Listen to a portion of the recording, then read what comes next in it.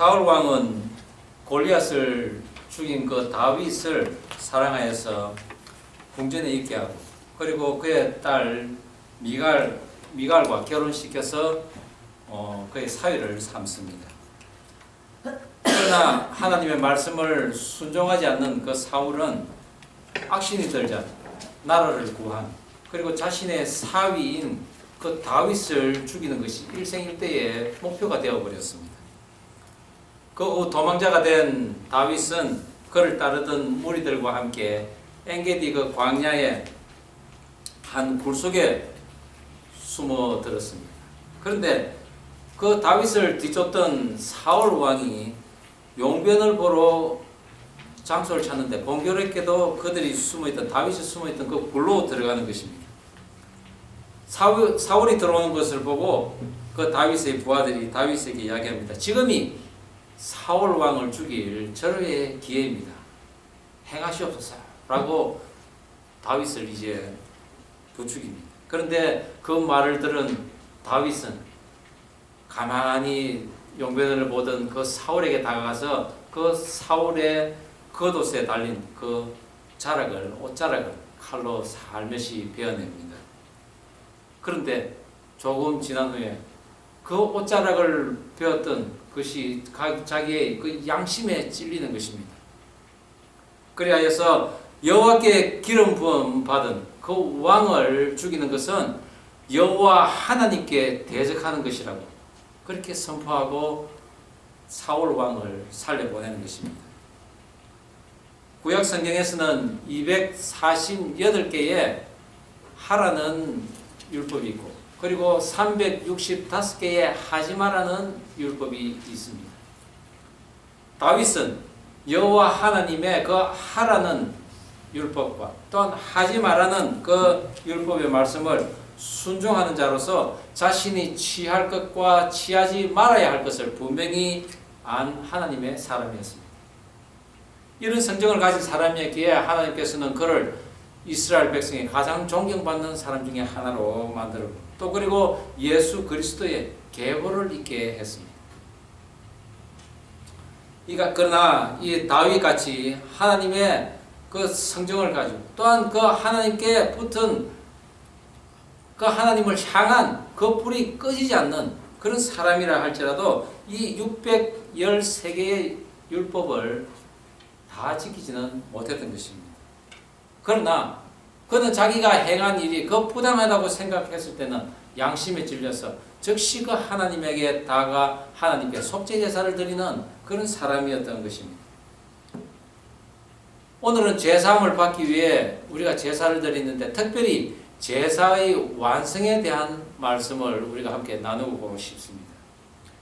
이스라엘 백성들이 하나님께 드리는 제사 5가지가 있었죠. 그것이 무엇인지 생각이 나십니까? 번제, 소제, 화목제, 그리고 속죄제, 속건제, 이렇게 5가지 제사입니다. 레위기 4장은 이 속죄제를 드리는 방법 중에 특별히 피를 다루는 내용의 장입니다. 자신의 그 죄를 대신해서 죽은 그 짐승의 피를 성막의 기부에 발라서, 그리고 이 피가 바로 죄를 지은 나의 모습입니다 라고 하나님께 자기 자신을 확인시키는 그런 모습이었죠. 그리고 이어지는 레위기 5장은 그 속죄 제사를 드려야만 하는 그 죄의 종류를 말씀하고 있습니다. 즉 정인으로서 진실된 정언을 하지 못하는 것이 죄라는 것입니다. 그리고 부정한 것을 만지거나 또한 부정한 것에 자기 몸이 닿은 것도 죄입니다. 그 다음에는 헛된 맹세를 하는 것도 죄라고 했습니다. 하나님 앞에 허물을 지은 것입니다. 그리고 이 속건제는 상대방에게 배상을 해야 하는 것인데, 그 5장 말미에는 보면은 그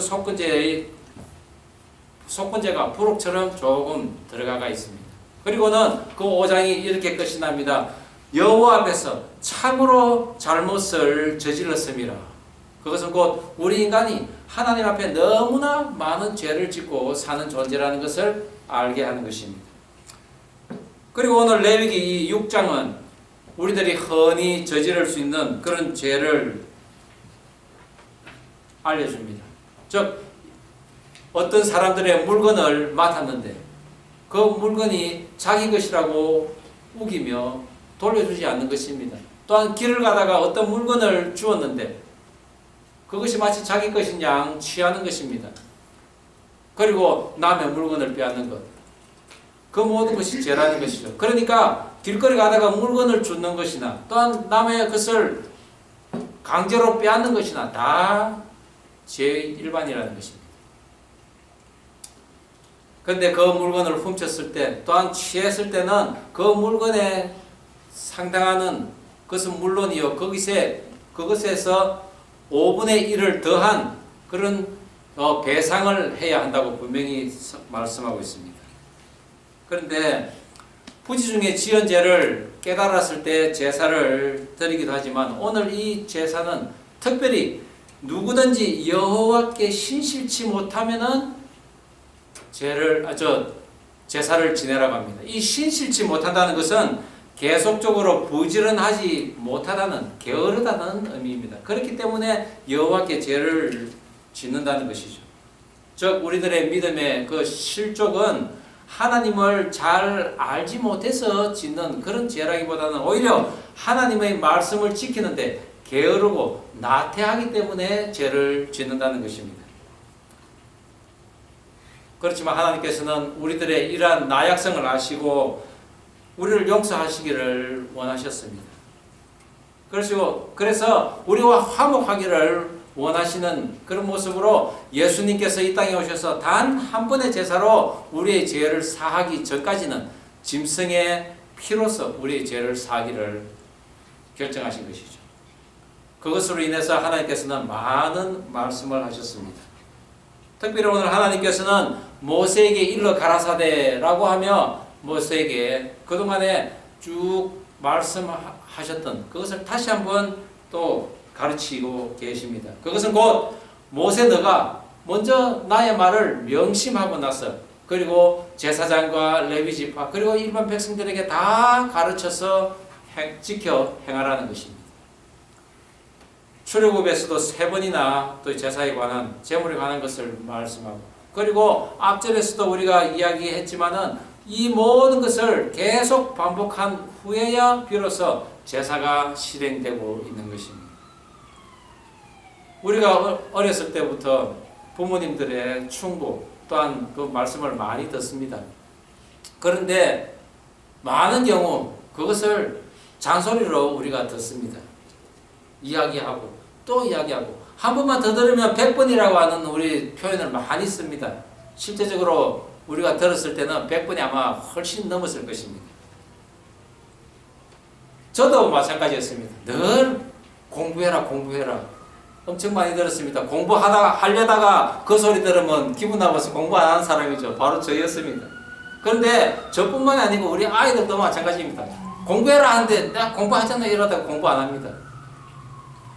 그런 잔소리 무척 많이 들었는데 제가 이제 장성하여서 결혼을 하면은 그 소리 안 듣겠지 했는데 웬걸요? 아내로부터도 듣습니다. 그런데 아내보다 더한 것이 있습니다. 성경 말씀입니다. 성경 말씀은 끝없이 계속해서 우리에게 말씀을 하고 있습니다. 철든 사람 부모님을 이해합니다. 철들고 나서 우리가 부모님을 이해합니다. 그렇죠? 아내를 사랑하는 사람은 아내의 잔소리가 깨꼬리 소리같이 들립니다. 깨꼬리같이 들리지 않는 사람은 문제가 있습니다. 그렇듯이 하나님에게 매인 사람은 이 성경 말씀이 정답게 느껴지는 것입니다. 영적으로 어린 사람들은 성경 말씀을 보고 또 듣고 할 때 아유 또 시작이야 또 말씀이야 그래 할 수도 있다는 것입니다. 여러분들은 어떻습니까? 하나님의 말씀이 정겹게 들립니까? 기쁘게 들립니까? 하나님 말씀을 들을 때 행복하게 느껴집니까? 이 시간을 통해서 나는 어떤 모습인지 자신을 점검해 보는 시간이 되기를 바랍니다.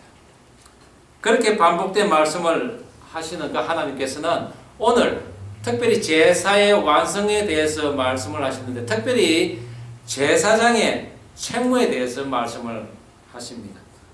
그리고는 그는 무슨 허물이든지 사함을 받으리라 라고 하셨는데 그것은 제사를 온전히 드리면은 그는 무슨 죄든지 허물이든지 사함을 받겠다고 하나님께서 말씀하셨습니다.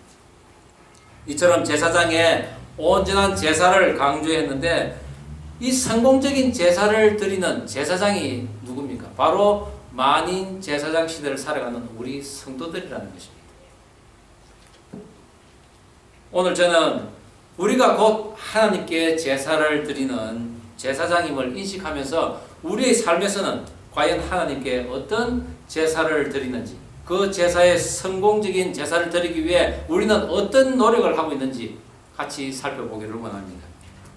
성공적인 제사를 드리기 위해서 첫 번째, 번제단의 불을 끄트리지 말아야 하는 것입니다. 오늘 본문 12절, 13절 함께 다시 한번 읽어보겠습니다. 제단 위의 불 시작. 제단 위의 불은 항상 피워 꺼지지 않게 할지니 제사장은 아침마다 나무를 그 위에 태우고 번제물을 그 위에 버려놓고 화목제의 기름을 그 위에서 불사를 찌며 불은 끊임없이 제단 위에 피워 꺼지지 않게 할지니라. 번제단의 불을 꺼지지 않게 계속 피우는 것은 성소의 등불을 밝히는 것 그리고 향단의 그 향을 피우는 것과 함께 제사장의 가장 중요한 임무 중에 하나입니다. 왜냐하면 하나님께 드리는 그 제사에서 모든 제물을 반드시 이 번제단에서 태워야 하기 때문입니다. 그래서 제사장은 항시 불을 살펴야 했습니다. 이스라엘 백성들이 광야 40년 동안 그 길을 걸으면서 늘 성막을 해체하고 다시 짓고 할 때도 이 불만큼은 끄트리지 않고 계속 보관했던 것입니다. 올림픽의 상징이자 그 시작을 알리는 그 성화 여러분 잘 아실 것입니다. 고대 그리스 그 올림피아 때 태양으로부터 얻은 그 불을 경기장으로 옮겨서 경기가 끝날 때까지 그 불을 지피는 것입니다. 오늘날과 같이 그 릴레이식 성화 봉송은 제11회 런던 올림픽이죠. 아닙니다. 베를린 올림픽입니다. 그때 그 히틀러가 자기의 그 정치적인 그 과시를 하기 위해서 청년 당원들을 동원하여서 그 성화불을 옮긴 데부터 유래했다고 합니다. 그런데 이 성화불이라는 것이 그리스에서부터 체화되어서 각국으로 옮기는데 비행기로, 배로, 그리고 육로로 옮기는데 이것이 자주 꺼진다는 사실입니다. 그러다 보니 이제부터는 그 성화불 외에 다른 그 대체불, 보조불들을 몇 개씩 가지고 가서 그 성화 본 불이 꺼지면은 대체불을 이용해서 계속 피워가며 그것을 옮겼다고 합니다. 그런데 최근에는 이 압축 프로판 가스를 이용해서 그 성화 봉성불을 이용하는데 이것은 물에 적셔도 꺼지지 않는다고 합니다. 그런데 오히려 본 경기장에 그 성화불이 꺼지는 경우도 한 번씩 생기고 있습니다. 그러나 하나님의 이 번제단 불은 결코 꺼지지 않는 불인 것입니다. 그렇다면 결코 이 꺼지지 않는 불의 이 의미는 무엇일까요? 민수기 4장 14절에 보면은 그들이 광야를 이동할 때 불 옮기는 그 그릇을 이용해서 이 불을 항시 들고 옮겼다는 것입니다. 그런데 이스라엘 백성들의 이 광야 40년 동안 꺼지지 않는 불은 바로 그 하나님에 대한 헌신과 충성과 그리고 하나님에 대한 그 예배가 끊이지 않고 계속됐다는 것을 의미합니다. 하나님의 입장에서는 또한 하나님의 백성에 대한 끊임없는 보호하심이라는 것입니다. 그 불이 번제단에서 계속 타오르는 한 하나님께서는 바른 예배로 받으시고 끊임없이 타오르는 불과 같이 이스라엘 백성 너희들을 내가 보호하겠다는 그런 의미였던 것이죠.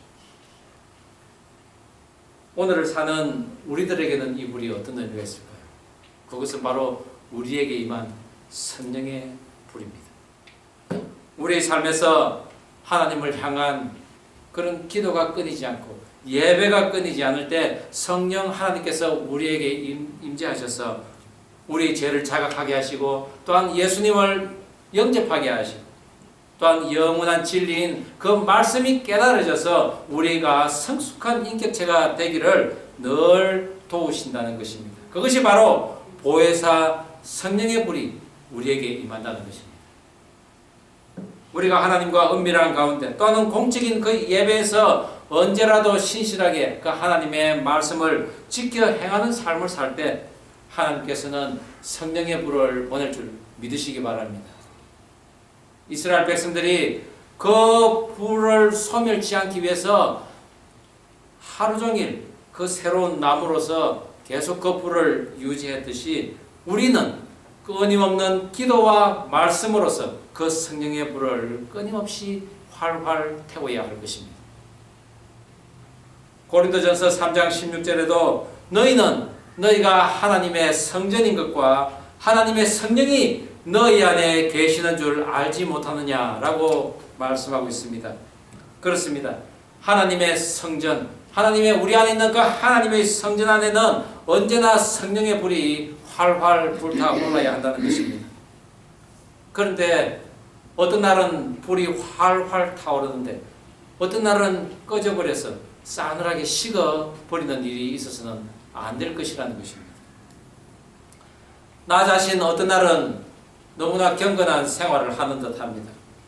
그런데 어떤 날은 분노와 우울한 모습에 그 지경을 자꾸 넘나든다는 것입니다. 그렇다면 우리 안에는 성령의 불이 활활 계속 타고 있지는 않다는 것입니다. 사랑이 넘치는 것 같은데 여전히 내 안에는 시기와 미움과 질투가 있습니다.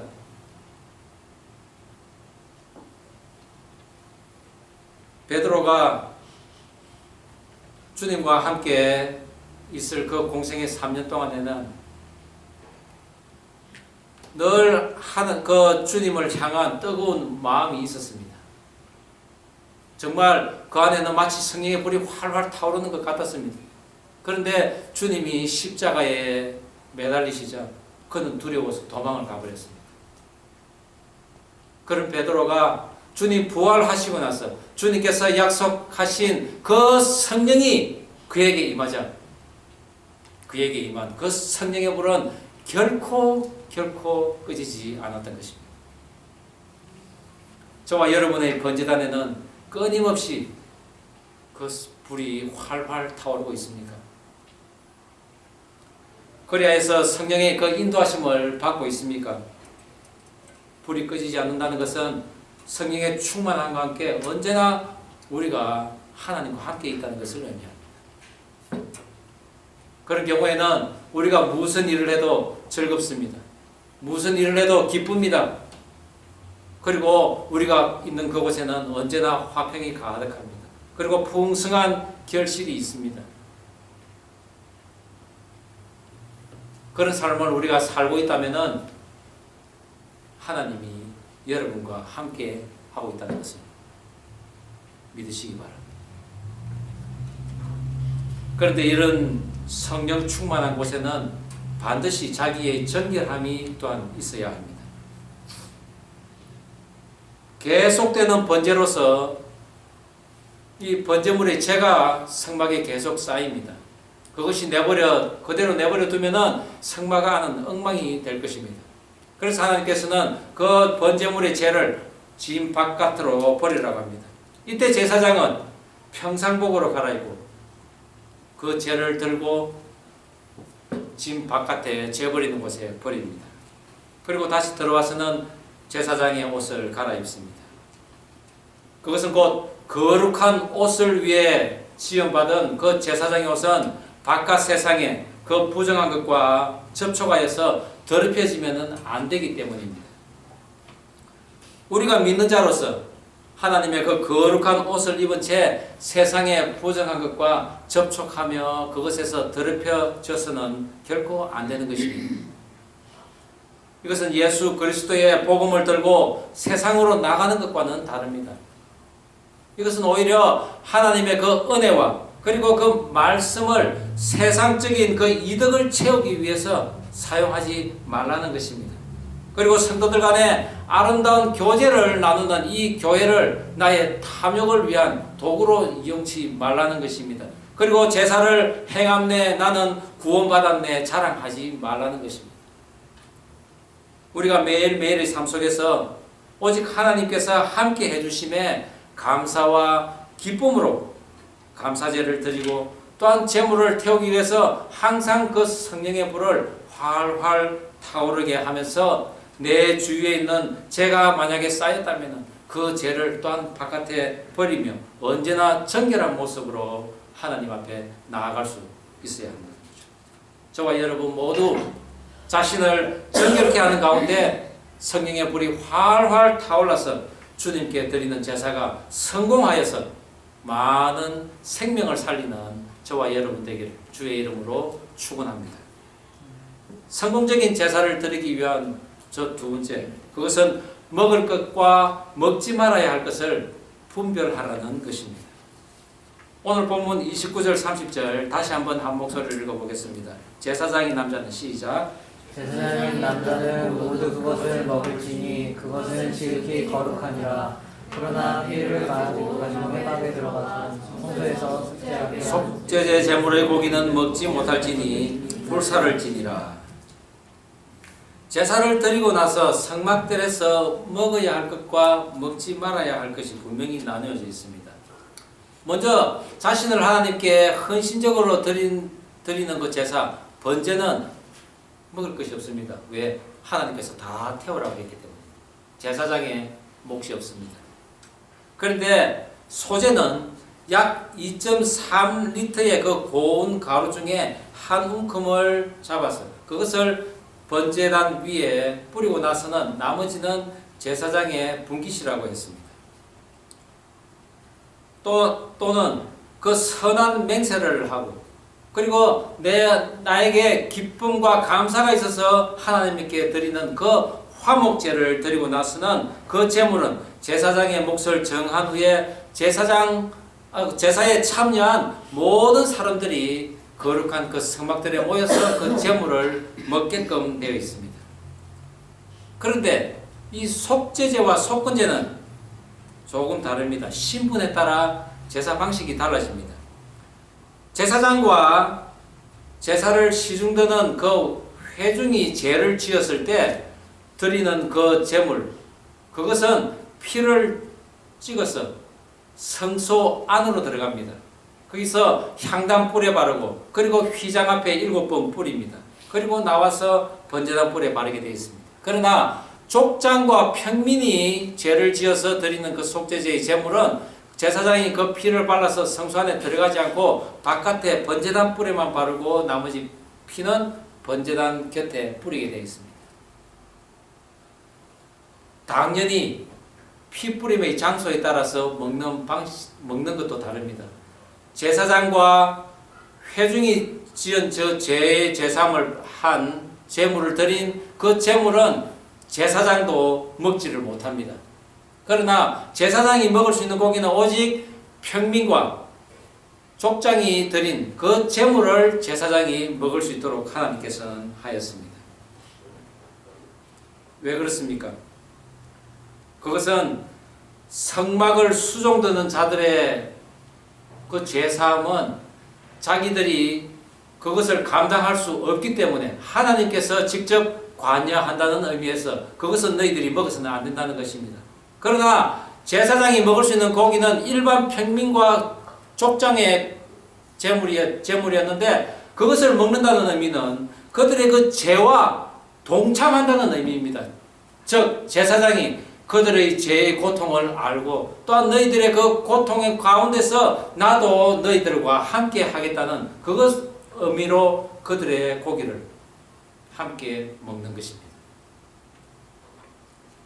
내 죄를 내가 사할 수는 없다는 것입니다.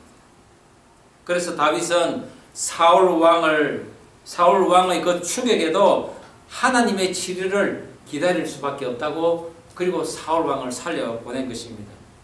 우리 성도 모두가 죄를 공동으로 여기며 다른 사람들의 그 고통에 아픔에 동참을 하기는 하지만은 우리 스스로의 죄에 대해서는 오직 하나님만이 우리의 죄를 사하실 수 있는 분임을 우리는 알아야 할 것입니다.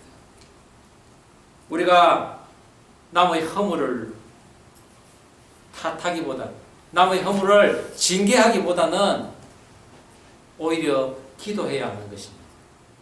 그러면 나의 죄는 어떻게 합니까? 그것은 오직 하나님께 맡겨야 합니다. 그것 때문에 주님께서 오셔서 나의 죄를 위해 십자가에 지신 이유인 것입니다. 레위기 10장 17절 이하에 보면은 자식을 잃은 그 슬픔으로 인해서 반드시 먹어야 할 그 고기를 먹지 않은 제사장의 이야기가 나옵니다. 바로 아론입니다. 아론의 두 아들 나답과 아비후가 하나님이 정하신 그 불과 다른 불을 드림으로써 죽임을 당합니다. 그리고 그들이 먹어야 할 그 고기를 아론과 그 두 아들은 먹지 않고 다 번제단에 불을 태워버립니다. 하나님의 명령을 어긴 것이죠. 그 사실을 안 모세는 아론의 그 나머지 두 아들에게 노하며 질책을 합니다. 너희가 어찌하여서 그 고기를 먹지 않았느냐? 그 고기는 마땅히 너희들이 먹었어야만 했느니라 라고 질책을 합니다. 그 말을 들은 아론이 변명을 합니다. 오늘 죽은 그 두 아들이 속죄제와 번제를 드렸음에도 불구하고 이런 일을 당했거든. 내가 이 고기를 먹었으면 어찌 하나님이 기뻐하시리요? 어떤 의미가 있겠습니까? 그것은 곧 거룩하신 하나님 앞에 아론 자신의 너무나도 작은 그 성길이, 너무나도 부족한 그 성길이 그 차마 그것으로서 하나님의 제물을 먹지 못하겠다는 의미가 있습니다. 또한 내 두 아들이 내 두 눈앞에서 죽었는데 내가 어찌 그 고기를 내 입에 넣겠습니까? 라는 의미인 것입니다. 그 말을 들은 모세는 옳게 여기다. 그러며 그것에 대해서 더 이상 책임을 묻지 않습니다. 이 내용은 바로 하나님의 율법을 어겨서 죽은 것과 또한 율법을 어겼지만 죽지 않은 그런 상황을 명시하고 있습니다. 그러므로서 우리의 연약성에 의해서 비록 하나님 앞에 신실치 못해 죄를 지었지만은 우리가 진실하게 고백하면은 하나님께서는 용서해 주신다는 것을 알게 합니다. 반대로 고의적으로 악의적으로 행한 그 죄는 결코 하나님께서 용서하지 않겠다는 것입니다. 이것은 제사 후에 성막에서 제사장들이 먹는 그 고기 이야기를 하자는 것이 아닙니다. 그것은 죄를 담당해야 하는 그 제사장의 책무가 얼마나 중요한지를 알게 합니다. 그리고 또한 오늘날의 성찬 예식, 그리고 우리가 예배 후에 함께 하는 그런 식사의 교제, 그 모든 것이 예배의 연장이라는 것입니다. 제사의 일부분이라는 것입니다. 그래서 우리가 특별히 식탁 교제가 있습니다. 그런 경우에 온갖 세상적인 그런 일을 이야기하기보다는 하나님의 거룩한 그런 말씀을 논하는 것이 더욱더 좋은 것이라고 저는 생각합니다.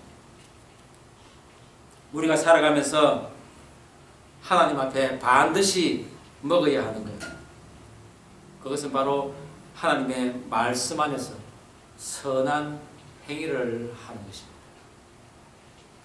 그것이 바로 우리가 드릴 예배요, 우리가 반드시 먹어야 할 것입니다. 반면에 하나님이 정말 싫어하는 제사가 있습니다. 그것은 자기의 영광을 위해서 하나님께 제사를 드리는 것입니다. 자기의 기쁨을 위해서 하나님께 제사를 드리는 것입니다. 그것은 종교 행위에 지나지 않습니다. 그것은 하나님께서 싫어하시는 제사라는 것입니다. 우리가 결코 먹어서는 안 되는 것들이 바로 그런 것입니다.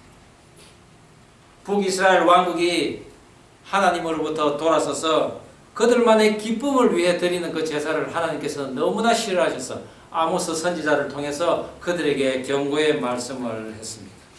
우리 아모스 4장 4절 5절 말씀을 함께 읽어볼까요? 너희는 시작. 너희는 베델에 가서 범죄하며 길갈에 가서 죄를 더하며 아침마다 너희 희생을 3일마다 너희 11조를 드리며 누룩 넣은 것을 불살라 수원제로 드리며 낙헌 제를 소리내어 선포하려무나 이스라엘 자손들아 이것이 너희가 기뻐하는 반이라 주 여호와의 말씀이니라. 그들의 기쁨과 영광을 위해서 드리는 제사 하나님께서 받지 않으시겠다는 것입니다. 베델이 어디입니까? 야곱이 단을 쌓은 곳입니다. 길갈은 여호수아가 그 가나안 땅을 들어가기 전에 온 백성과 함께 그들의 온 백성이 할례를 행하던 곳이요 유월절을 지킨 곳입니다. 그들의 조상들이 하나님 앞에 거룩한 단을 쌓은 곳에 그들은 우상의 제사를 드린 것입니다. 또한 그리고 그들은 3년에 한 번씩 드릴 제사를 3일에 한 번씩 드립니다. 그리고 누룩을 넣지 말아야 할 제사에 누룩을 넣어서 제사를 드립니다. 제사를 철저히 파괴하는 행위인 것입니다. 일반 백성뿐만 아니라 성막에서 남의 죄를 사함받을 수 있도록 제사를 드리는 그런 제사장과 회중이 오히려 죄를 지을 수 있는 것이 오늘날의 세상입니다. 남이 지은 죄는 고사하고 내 죄부터 다스려야 하는데 우리의 연약함 때문에 우리의 신실치 못함 때문에 우리는 그런 제사를 제대로 드리지 못하고 나도 또한 죄를 지을 수 있는 그런 세상에 우리는 살고 있습니다. 그렇기 때문에 하나님께서는 우리에게 예수 그리스도를 보내신 것입니다. 그 예수님이 나를 위해서 십자가에 지신 것, 그것이 하나님께서 가장 기뻐하신 제사라는 것입니다. 왜 그렇습니까? 우리가 그 예수님과 함께 있기 때문인 것입니다. 집사람과 제가 비슷한 경험이 있는데 그것은 어릴 때 아버지 일을 늦게까지 도왔다는 것입니다. 제 경우는 아버지께서 집을 짓고 또 파는 그런 일을 하셨는데 늘 아버지가 새로 집을 지어줄 때는 밤늦도록 그 물건을 나르고 또한 아버지와 함께 기둥을 잡고 못질을 하고 이런 일을 늦게까지 도운 기억이 있습니다. 집사람의 경우는 장인어른의 그 농사일을 돕는 것이었습니다. 다른 형제들은 이 핑계 저 핑계 대며 일찍 집에 돌아가도 집사람은 항상 늦게까지 아버지와 함께 그 일을 마무리했다는 것입니다. 공통점이 있는 것은 일을 마칠 때까지 아버지와 함께 있었다는 것입니다. 비록 일을 다 마치고 집으로 돌아올 때는 피곤함이 몰려옵니다. 그러나 오늘도 아버지와 함께 그 일을 다 마쳤다는 그런 기쁨과 또한 그 행복함이 늘 제 가슴 속에 있던 그런 기억이 있습니다. 지금도 가끔 그 아버지와 함께 그 일을 했다는 것을 기억하면서 비록 내가 지금은 힘들지만은 하나님께서 나에게 허락하신 그 식물을 또한 먹으며 예수님과 함께 동행하는 삶을 살다가 이 땅의 장막을 떠나는 순간 영원한 안식에 들어갈 수 있다는 그런 소망함으로 저는 오늘도 살아가고 있습니다. 왜냐? 하나님이 나와 함께 하기 때문입니다. 오라, 우리가 서로 변론하자. 너희의 죄가 주홍 같을지라도 눈과 같이 희어질 것이요 진홍같이 붉을지라도 양털같이 희게 되리라. 우리가 하나님 앞으로 나아갈 때는 우리의 죄가 다 씻김 받을 줄 믿으시기 바랍니다. 우리는 한 분의 온전한 제사함으로 한 분의 그 온전한 제사로서 우리의 제사함을 받았습니다. 바로 우리의 죄를 위해 이 땅에 오시고 우리 죄를 위해 하나님께 제사를 대신 드려주신 예수님이십니다. 그분은 결코 번제단의 불을 끄트리지 않고 그리고 스스로 화목제물 되어서 제사를 완성하셨습니다. 그분이 십자가에서 돌아가셔서 이제 생명의 불이 꺼진 듯 했습니다. 그러나 그분께서는 불을 보관하는, 불을 살리고 있는 그 그릇과 같은 그 무덤 속에서 희미한 그 빛을 계속 간직하며 마침내 사흘 만에 부활하셔서 영원한 생명의 불길을 활활 피우셨습니다. 무슨 허물이든지 사함을 받으리라. 이것은 나의 피요 나의 살이니 받아 마시라고 하신 그 주님께서는 그 십자가에 영생의 피를 남기시고 또한 영원한 말씀의 살을 남기심으로써 우리에게 온전한 제사에 동참하기를 원하시고 계십니다. 그 주님의 초청을 우리가 받음으로써 우리에게도 활활 타오르는 그 성령의 불이 꺼지지 않고 또한 거룩한 뜰에서 그분의 피와 살을 먹음으로 제사의 완성을 이루는 그런 삶을 살아가기를 간절히 바랍니다. 그런 완성된 삶을 저와 여러분이 살아갈 때 나도 살 뿐만 아니라 내 주위에 많은 인생들이 함께 살아갈 수 있다는 것을 믿는 저와 여러분 되기를 주의 이름으로 축원합니다. 기도하시겠습니다. 우리 이 시간 잠깐 함께 통성으로 기도하면 좋겠습니다. 그렇습니다. 하나님, 나에게도 성령의 불이 활활 타오르게 하시고 또 하나는 그래야 하나님께서 기뻐하시는 그런 성공하는 제사를 드릴 수 있도록 도와주시옵소서라고 우리가 함께 기도하면 좋겠습니다. 우리가 언제까지 살아가면서 먹어야 할 것, 먹지 말아야 할 것, 취해야 할 것, 취하지 말아야 할 것, 행해야 할 것, 행하지 말아야 할 것을 늘 분별하며 살아갈 수 있도록 도와주시옵소서. 우리 안에 성령의 불이 꺼지지 않은 채 활활 타올라서 하나님께 완성된 제사를 드리며 나뿐만 아니라 주위 사람도 살릴 수 있는 그런 삶을 살게 해달라고 우리가 간절히 기도하면 좋겠습니다. 함께 기도하시겠습니다. 하나님 아버지 감사드립니다. 오늘도 주신 말씀 가슴에 담습니다. 우리가 이 세상 살아가면서 성령의 불이 활활 타오도록 도와주옵소서. 우리가 그리하여 하나님께 성공하는 일, 하나님께 기뻐하는 그런 제사가 될 수 있도록 도와주옵시고 우리가 언제나 살아가면서 행해야 할 것 또한 먹어야 할 것 취해야 할 것을 먹게 하시고 행하지 말아야 하고 먹지 말아야 하고 취하지 말아야 할 것은 취하지 않도록 늘 분별할 수 있는 그런 삶을 살게 하여 주시옵소서. 아버지여, 우리가 언제나 우리 안에 있는 성전에서 성령의 불이 활활 타오르는 그런 우리의 삶에 되게 하여 주옵시고 그것으로 인하여 하나님께 온전한 제사를 드리며 나도 살 뿐만 아니라 주위 사람들도 다 살릴 수 있는 그런 삶을 살게 하여 주시옵소서. 감사드리오며 예수님 이름으로 기도드립니다. 아멘.